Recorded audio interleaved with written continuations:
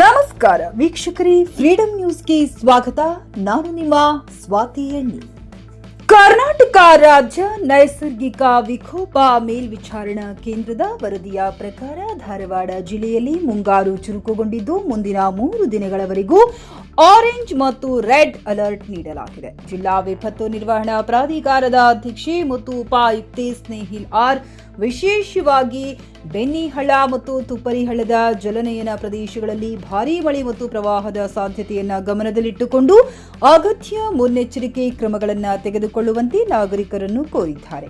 ಭಾರೀ ಮಳೆಯಿಂದಾಗಿ ನೀರಿನ ಮಟ್ಟ ಏರಿಕೆಯಾಗಿರುವುದರಿಂದ ತಗ್ಗು ಪ್ರದೇಶಗಳು, ಹೊಳೆಗಳು, ಕಾಲುವೆಗಳು, ಕಲ್ಲು ಕ್ವಾರಿಗಳು, ಕೃಷಿ ಹೊಂಡಗಳು ಮತ್ತು ಒಳಚರಂಡಿ ಕಾಲುವೆಗಳಲ್ಲಿ ಪ್ರವಾಹ ಉಂಟಾಗುವ ಸಾಧ್ಯತೆ ಇದೆ ಎಂದು ಜಿಲ್ಲಾಧಿಕಾರಿ ತಿಳಿಸಿದ್ದಾರೆ.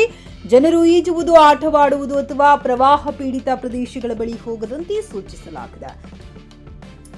ಬೆನ್ನಿಹಳ್ಳ ಮತ್ತು ತುಪ್ಪರಿಹಳ್ಳಗಳಲ್ಲಿ ಮುಳುಗಿರುವ ಸೇತುವೆಗಳು ಮತ್ತು ತುಂಬಿ ಹರಿಯುವ ಕಲ್ವರ್ಟ್ಗಳನ್ನು ದಾಟುವುದನ್ನು ನಾಗರಿಕರು ತಪ್ಪಿಸಬೇಕು. ಏಕೆಂದರೆ ಬಲವಾದ ನೀರಿನ ಪ್ರವಾಹಗಳು ಮನುಷ್ಯರಿಗೆ ಮತ್ತು ಪ್ರಾಣಿಗಳಿಗೆ ಗಂಭೀರ ಅಪಾಯವನ್ನುಂಟು ಮಾಡಬಹುದು. ನದಿಗಳು, ಜಲಪಾತಗಳು, ಸರೋವರಗಳು, ಕೊಳಗಳು ಮತ್ತು ನೀರಿನ ಮಟ್ಟವು ಅಪಾಯದ ಮಟ್ಟಕ್ಕಿಂತ ಹೆಚ್ಚಿರುವ ಇತರ ಜಲಮೂಲಗಳ ಬಳಿ ಸೆಲ್ಫಿ ಅಥವಾ ಛಾಯಾಚಿತ್ರಗಳನ್ನು ತೆಗೆದುಕೊಳ್ಳದಂತೆ ಸಾರ್ವಜನಿಕರಿಗೆ ಸೂಚಿಸಲಾಗಿದೆ.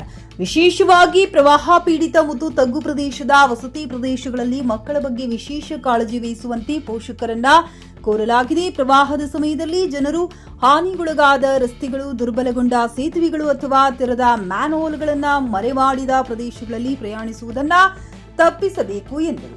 ವಿದ್ಯುತ್ ಸ್ಥಾಪನೆಗಳು, ಹಾನಿಗೊಳಗಾದ ವಿದ್ಯುತ್ ಕಂಬಗಳು ಮತ್ತು ಬಿದ್ದ ವಿದ್ಯುತ್ ತಂತಿಗಳ ಬಳಿ ನೀರು ನಿಂತ ಪ್ರದೇಶಗಳಿಂದ ದೂರವಿರಲು ಆಡಳಿತವು ಜನರಿಗೆ ಎಚ್ಚರಿಕೆ ನೀಡಿದೆ. ಜಾನುವಾರುಗಳನ್ನು ವಿದ್ಯುತ್ ಕಂಬಗಳಿಗೆ ಕಟ್ಟಬಾರದು. ನಿರಂತರ ಮಳೆಯಿಂದಾಗಿ ಮನೆ ಕುಸಿತ, ಗೋಡೆ ಕುಸಿತ, ಮರಗಳು ಬೀಳುವ ಅಪಾಯವೂ ಹೆಚ್ಚಾಗಬಹುದು. ನಾಗರಿಕರು ಜಾಗರೂಕರಾಗಿರಿ ಮತ್ತು ಸುರಕ್ಷತೆಗೆ ಆದ್ಯತೆ ನೀಡುವಂತೆ ಸೂಚಿಸಲಾಗಿದೆ. ತುರ್ತು ಸಂದರ್ಭಗಳಲ್ಲಿ ನಿವಾಸಿಗಳು ಸಹಾಯಕ್ಕಾಗಿ ಜಿಲ್ಲಾ ವಿಪತ್ತು ನಿರ್ವಹಣಾ ಸಹಾಯವಾಣಿಯನ್ನ 1077 ಅಥವಾ 0836244558 ಅಥವಾ ಆಯಾ ತಹಶೀಲ್ದಾರ್ ಕಚೇರಿಗಳು ಮತ್ತು ಸ್ಥಳೀಯ ಅಧಿಕಾರಿಗಳನ್ನ ಸಂಪರ್ಕಿಸಬಹುದು.